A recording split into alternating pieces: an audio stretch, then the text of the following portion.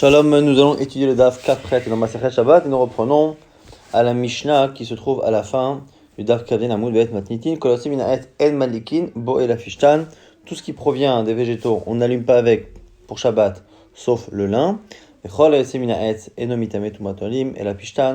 ce qui provient des végétaux, sauf le lin également, eh bien, ne peut pas recevoir d'impureté. Le seul végétal, tissu qui provient du végétal qui peut recevoir l'impureté face à un mort, c'est donc le pishtan. Alors la Gemara nous dit Menalan, des pishtan ikreetz. D'où on sait, Bichlal, que le lin fait partie de ce qu'on appelle le bois, aetz, les végétaux. D'où on le sait, Amar Marzoutra, de Marzoutra qui dit Amar Kha le verset Vehi Ha'alata Magaga, Atit Menem Bepishta Aetz. Là-bas on parle de Rachav Azona qui a caché les deux explorateurs que Yoshua Binoun a envoyés avant de rentrer en Eretz Israël après la mort de Moshe Rabbeinu. Elle les a cachés là-bas, Bepishte Haetz, dans les bois de lin. Donc on voit là-bas qu'on associe le lin à tout ce qui est végétaux, tout ce qui est bois, et donc on peut les mettre dans ces catégories. Maintenant, on va aussi Mina Haetz, Enomitame Tumatolim et la Pishtan, sur le principe, la halakha qui dit que à part le lin, tout ce qui est bois, tout ce qui est végétal, ne reçoit pas d'impureté. Alors on va dire Menalan, d'où on le sait. Rabbi Elazar, Gmar Ohel, Mimishkan. On fait une Xerashava entre le mot Ohel qui est marqué à un endroit et le mot Ohel qui est marqué dans le Mishkan, donc dans le temple qu'il y avait dans le désert. Tivacha Zota Torah Adam Kemut Be Ohel. Dans la paracha qui parle de l'impureté liée à un cadavre, c'est marqué voici la règle lorsqu'un homme meurt dans une tente. Donc là-bas, on parle d'une tente. De quelle tente on parle? On va apprendre tout de suite que c'est une tente qui est en lin. Uktivatam Vaifros et à Ohel à la Mishkan. C'est marqué au sujet du Mishkan que Moshe Rabbeinu a fait étendre, eh bien, la tente au-dessus, et c'est une tente, comme dit l'Agma, qui est en lin. Malalan chez le Pishtan, Karouy Ohel, Arkan chez le Pishtan, Karouy Ohel. Donc on voit que ne s'appelle Ohel pour recevoir de l'impureté que ce qui est en lin, et pas donc les autres végétaux. L'Agma dire si c'est cela, Imal et Alan Shizurim Vechotim Kaful Shisha, si c'est cela, à ce moment-là, il faudrait que ça ressemble vraiment à la tente du Mishkan. Alors la tente du Mishkan était composée de 6 fils, donc Rotim Kaful Shisha, et Shezurim qui étaient donc tordus les uns avec les autres pour faire en sorte que le fil soit fort. À ce moment-là, on devrait dire pareil pour la Touma, Arkan Shezurim et Rotim Kaful Shisha, la Gemara dit dans Talmud Loma, Ohel, il y a un mot Ohel, tente qui est remarqué une seconde fois, Riba, pour venir finalement étendre un peu plus qu'à l'origine. Donc on a une Xerashava qui nous dit que l'impureté, on la prend du Mishkan. Là-bas, c'était du lin. Chez nous, c'est du lin. Sauf qu'à la base, quand on fait une Xerashava, c'est pour apprendre exactement la même situation. Donc, il faudrait que ce soit des fils très solides et qui soient chez Zurim avec 6 fils à chaque fois. Finalement, on a rajouté Ohel dans Touma pour nous dire que finalement, on n'a pas besoin d'avoir toutes ces conditions-là. Il suffit que ce soit du lin, un tissu en lin pour que ce soit Mekabel Touma. Il m'a dit Ohel Riba. Alors, si tu viens à étendre, Afilou Kol Milenami, pourquoi ne pas étendre aux autres tissus végétaux? L'Agma a dit, mais attends, parce que si c'est finalement pour étendre à tous les autres tissus, eh bien on n'a plus besoin de Xerashava.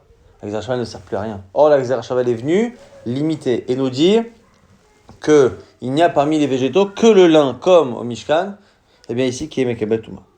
L'Agma a dit, mais si on étend à ce moment-là, on n'a qu'à inclure aussi les bois qui soutenaient le Mishkan. Il y avait des morceaux de bois qui soutenaient le Mishkan. Et à ce moment-là, ça voudrait dire que le bois et les autres bois reçoivent la Touma. La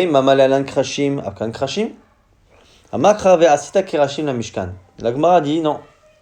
Tu verras qu'on différencie les kerashim, donc les poteaux en bois, du Mishkan.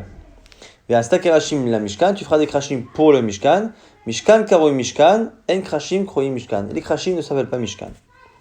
Là, mais atavasita mirse le ohel.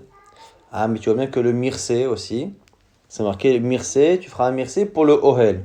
Achelemi mirse lo écrit ohel.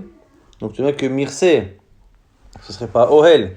Or, le mirse là-bas, c'est mirse orot et krashim. Milemala ou mirse orot et limeodami, ce sont des choses pour couvrir, des couvertures qui sont faites en peau d'animaux. Soit elim, des boucs, soit tachashim. Tachash, c'est un animal dont la Gemara va discuter de la nature. En tout cas, si on joue à ce jeu-là, de dire que dès qu'un mot, eh bien on dit ça c'est le kerashim du Mishkan, ou c'est le orot du ohel, ça veut dire que ce sont deux choses différentes. Ça voudrait dire que d'un côté, on exclut les bois des krachim, et donc le bois n'est pas mekebel touma, mais à ce moment, on exclut également les peaux d'animaux, donc les cuirs, et donc ça voudrait dire que les cuirs ne sont pas mekebel touma. Et si les cuirs d'animaux purs qu'il y a dans le Mishkan ne sont pas mekebel touma, ne prennent pas la touma lorsqu'ils sont au-dessus d'un cadavre, là on a du mal à comprendre toutes les questions qu'on pose en général et la halakha qu'on a l'habitude de dire. Et là, Rabbi Elazar, comment comprendre la question de Rabbi Elazar? Or be'emat me'a mahu sheitma be'ohel hamet. Question de Rabbi Elazar, est-ce que une peau d'un animal qui n'est pas cachère, qui est impur, est-ce que la peau d'un animal non cachère reçoit de la touma? Or, nous dit la Gemara, cette question par rapport à un animal impur ne peut se poser que si, à la base, pour un animal pur, c'est Mekabel Touma. Je rappelle que pour recevoir de la Touma, plus on est cachère, plus on est élevé, plus on peut recevoir la Touma. On reçoit la Touma quand on est juif, plus que quand on est non-juif. Il y a plus de Touma pour quelque chose qui est Tahor à la base.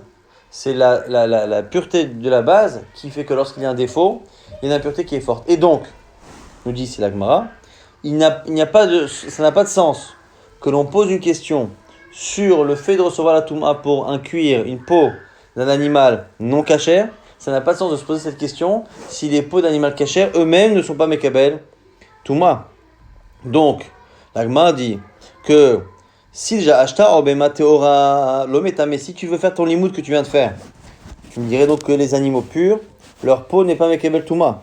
Mais matmea mibaria, est-ce que tu peux te poser après la question pour un animal non caché? La Gemara dit non atam de adar ahadrikra netiv inaso et tirot amishkan vet ohel moed mirsehu ou mirse atachash asher alav. La Gemara nous dit là-bas pourquoi finalement on n'exclut pas les peaux d'animaux. C'est parce que là-bas dans le verset, c'est marqué ils porteront les tentures du Mishkan, le Ohel Moed, la tente d'assignation, Mirseou sa couverture, ou Mirse Atachash et la couverture de Tachash, Asha'ala qui est encore au-dessus des Mirse Orot et Limodamim. Le fait de comparer l'un à l'autre, Makish Ailion la Tarton, Ma Tarton Karouy Ohel, Af Ailion Karouy Ohel, de la même manière que ce qui est en bas s'appelle Ohel, ce qui est au-dessus et s'appelle encore Ohel. Donc finalement, on apprend par une série de limoudim que dans ce qu'on appelle Ohel dans le Mishkan, on a à la fois le lin et à la fois les peaux d'animaux purs, ou en tout cas Elim et le Tachash.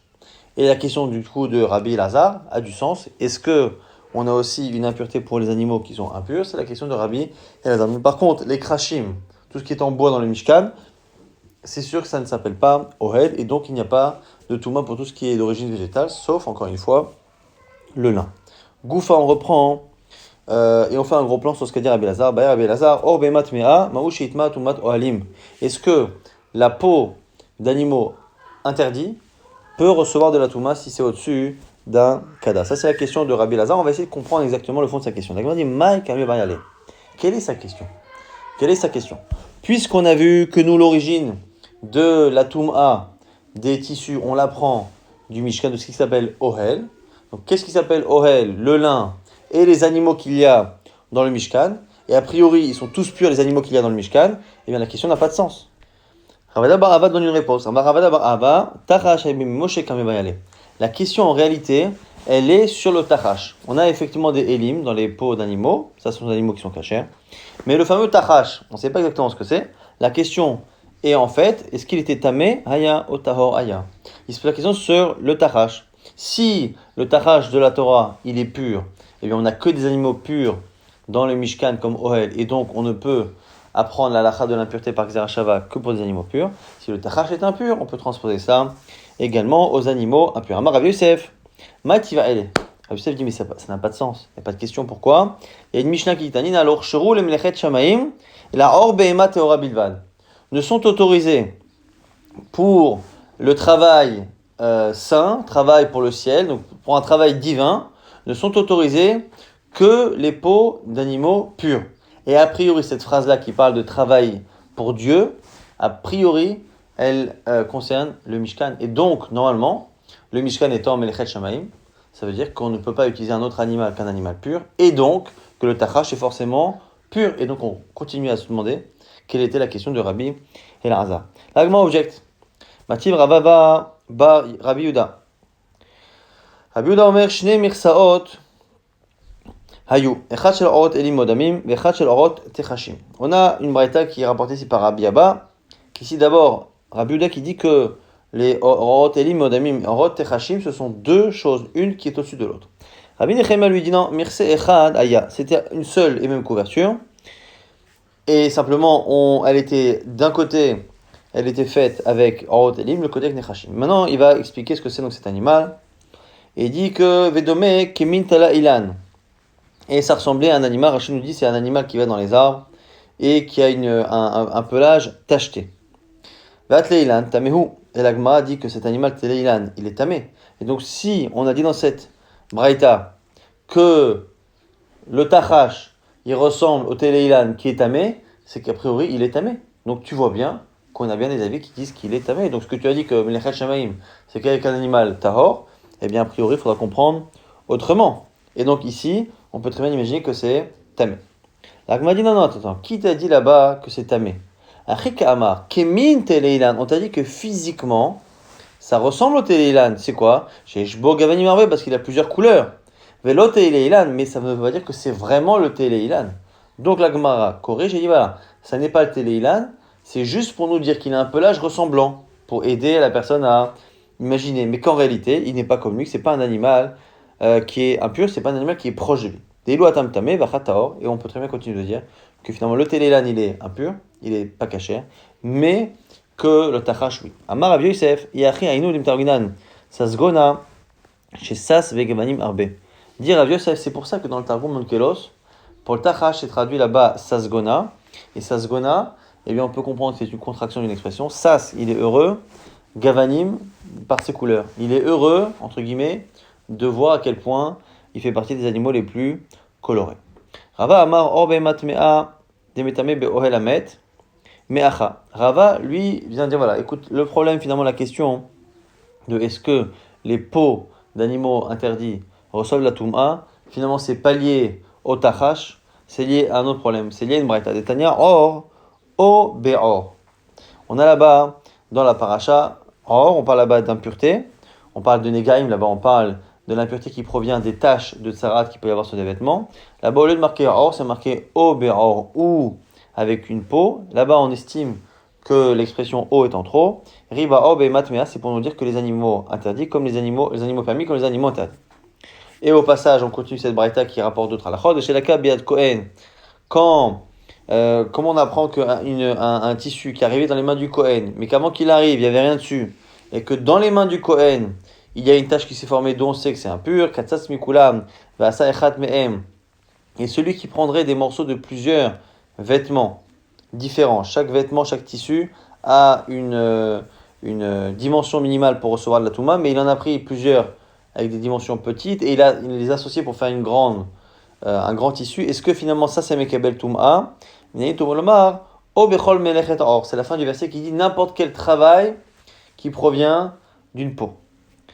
Et donc du coup, on voit, nous dit Rava, que dans la Bad Negaim, on extrapole et on dit que finalement il n'y a pas que les peaux d'animaux permis, mais même les peaux d'animaux interdits. Mais la Gemara dit non, c'est pas une preuve. Pourquoi? Parce que là-bas ça parle de Negaim, ça parle des plaies de Tsarat.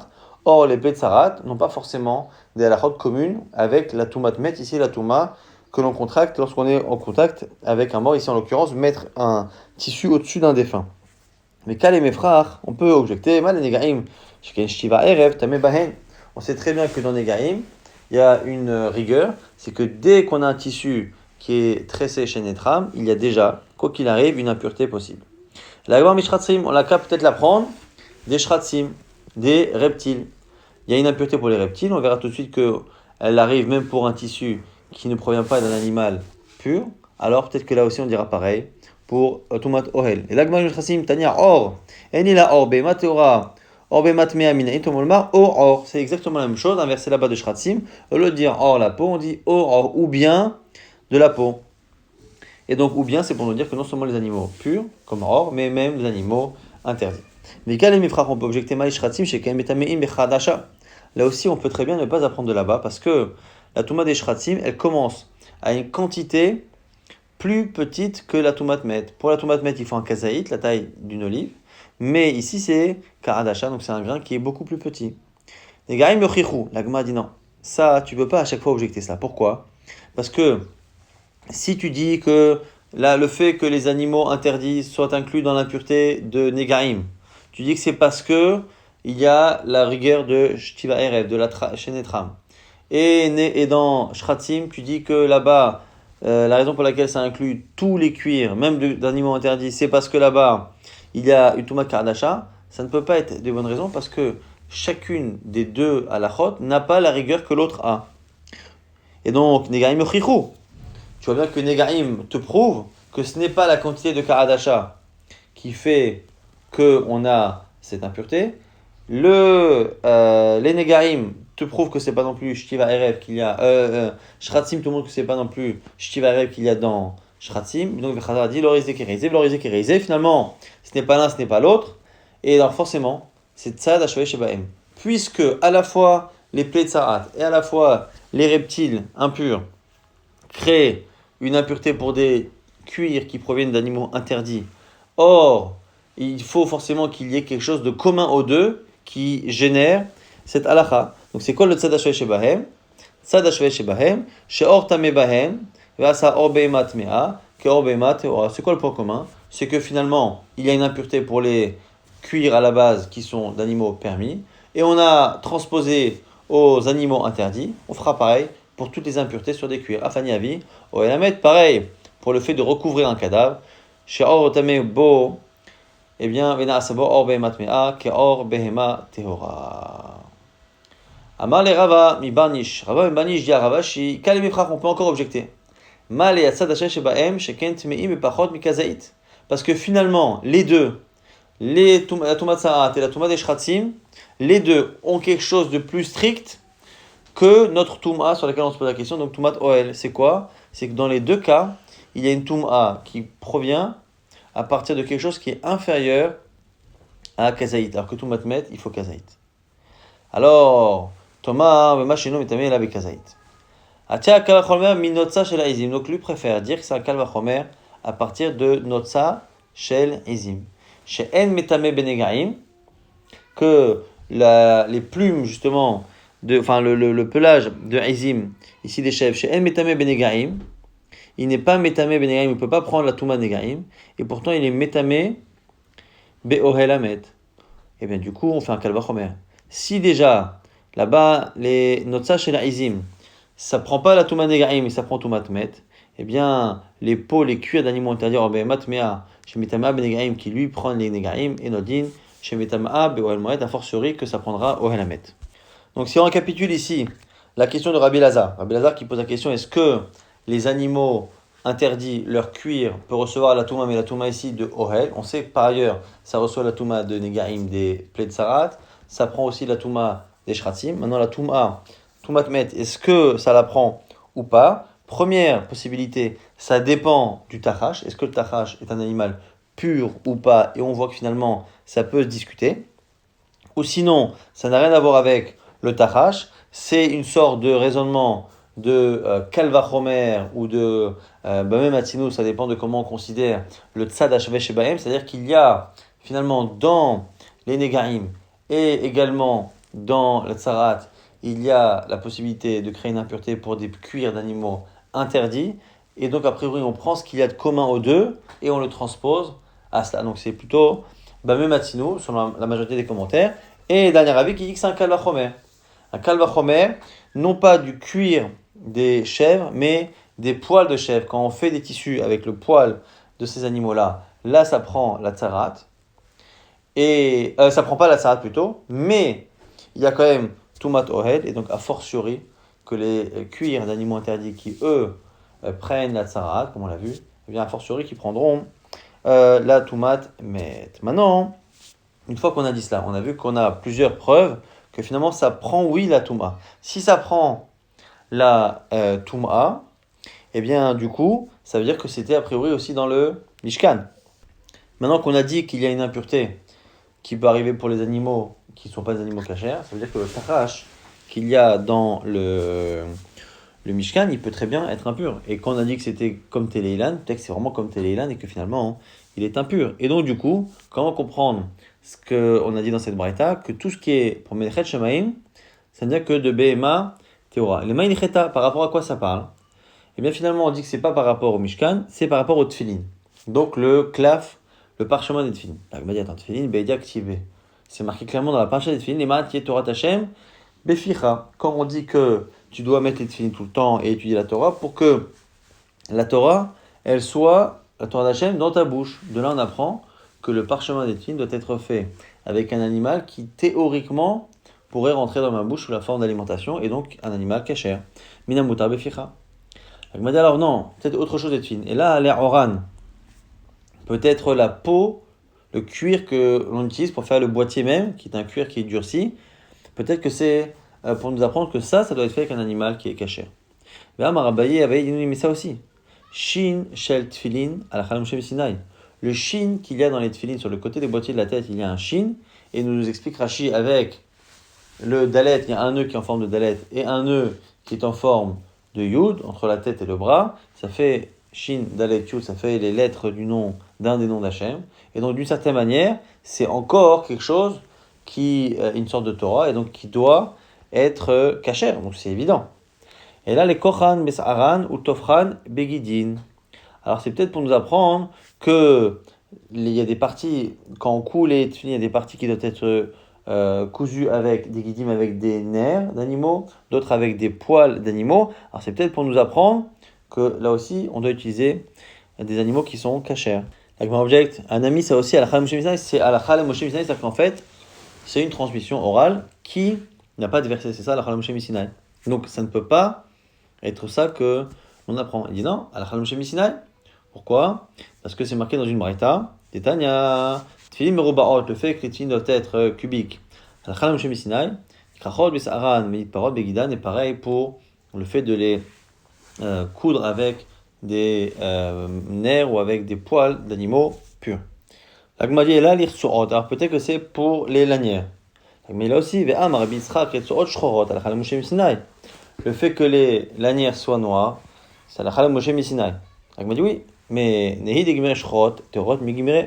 Et on répond ainsi, c'est vrai que c'est Al-Khalam Moshe Sinai, qu'elles doivent être noires, mais qui a dit qu'elles devaient être à partir d'animaux purs, et donc ce serait ça le chidouche de Rav Yosef. Je reprends encore une fois cette idée, même si c'est une souga qui n'est pas si simple ici, cette souga de Rav Yosef, parce que déjà, Rav Yosef a dit que tout devait être fait, toute Melechet Shemaim devait être faite avec des animaux purs. On a vu que finalement, ça ne pouvait pas être lié au Mishkan, donc du coup, par rapport à quoi on peut le savoir, on dit que par rapport au tefillin ou par rapport au parchemin ou par rapport au boîtier ou par rapport au guidim, et à chaque fois on objecte en disant oui mais c'est la Chala Moshe Sinai, c'est la Chala Moshe Sinai ou c'est marqué dans un verset.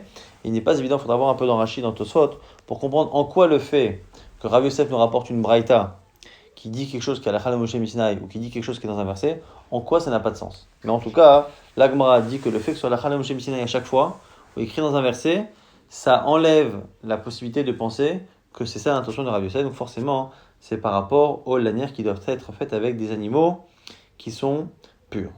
Maïa Allah, la Gmadjale, on va essayer de conclure. Ce tachash, c'est quoi? Le tachash, c'est Moshe, Amar Rabbi Ala, Amar Rabbi Shimon ben Lakish, Onon Resh Lakish. Omer, Aya Rabbi Meir disait, Tachash, Rabbi Moshe, Beria Bifna Atzmahi. C'était une créature à part entière. Velo Ichri'u Bachachamim. Et min chaya o min behemahi. Et les sages n'ont pas su trancher si c'était une behema ou chaya, un animal domestique ou un animal sauvage, en sachant qu'il y a des conséquences par rapport à la shrita et au kisui adam. Et cet animal avait une corne bemitzro à son front, et il est arrivé à un moment pour être utilisé par Moshe Rabbeinu pour faire le Mishkan, et après il a d'une certaine manière disparu. La Gemara dit que puisqu'on nous dit qu'il avait une seule corne, eh bien a priori ça veut dire qu'il était pur. Puisque le seul animal qui a une seule corne que l'on voit dans les Midrashim, c'est un animal que Adam Arishon a apporté en Korban, quand on va voir dans la dracha suivante. Et donc forcément que c'était le même a priori, et donc c'est un animal qui est pur. Amar Rav Yehuda, Shor shekriv Adam Arishon, Keren Achat, Aitalo bemitzro. Le taureau qu'a apporté Adam Arishon comme korban, il avait une seule corne sur son front. Shema Vatitav Hashem, Mishor par Makrin Mafris. Là-bas, on parle là-bas que ça a été apprécié par Hashem, un shor qui était Makrin Mafris, et Makrin, ça se lit Makrin Mikren, qui avait une seule corne. Makrin Tarte, Mashma, la manière de dire qu'il y a deux. Non, Amar Rav Nachman, Yitzhak. Makrin, Mikeren, il y a un yud qui manque. Même si Makrin, c'est lu comme un pluriel, en réalité, c'est écrit sans yud, donc Mikeren Kriv. C'est comme si finalement il y avait une seule et même corne. Et donc, du coup, c'est la raison pour laquelle certains commentaires, dont la Ben Ezra, a l'air de dire que le taraj de la Torah, c'est une sorte de shor, c'est une sorte de taureau, parce qu'ici, on a l'air de dire que c'est l'animal de Adam Arishon. Velishot miné devin behema. On n'a qu'à déduire de là que c'est une behema, c'est un animal qui est un animal domestique. La Gemara dit non, kevan deika kerej min chayahu velitle ela chada keren ikalemema min chayahu. Il y a un animal qu'on appelle keresh ici, qui lui aussi a une seule corne, mais qui lui n'est pas un animal domestique, et donc finalement, on ne sait pas. Le fait d'avoir une corne, on n'a jamais vu un animal avec une corne qui n'était pas pure, mais par contre, chaya ou bema, on a déjà vu les deux, et donc du coup, on ne peut pas trancher. Maintenant, on a une Mishnah maintenant, on a ici une mèche qui est faite avec un tissu, un vêtement. On prend un vêtement, on l'enroule et on en fait une mèche, on le prépare pour en faire une mèche. Velo ibhava, et on ne l'a pas complètement brûlée pour qu'elle prenne facilement. Rabbi Eliezer Omer temeahi, elle est impure, c'est-à-dire qu'elle peut recevoir l'impureté, parce que c'est encore un vêtement. Ve'en malikinba, et on ne peut pas allumer avec.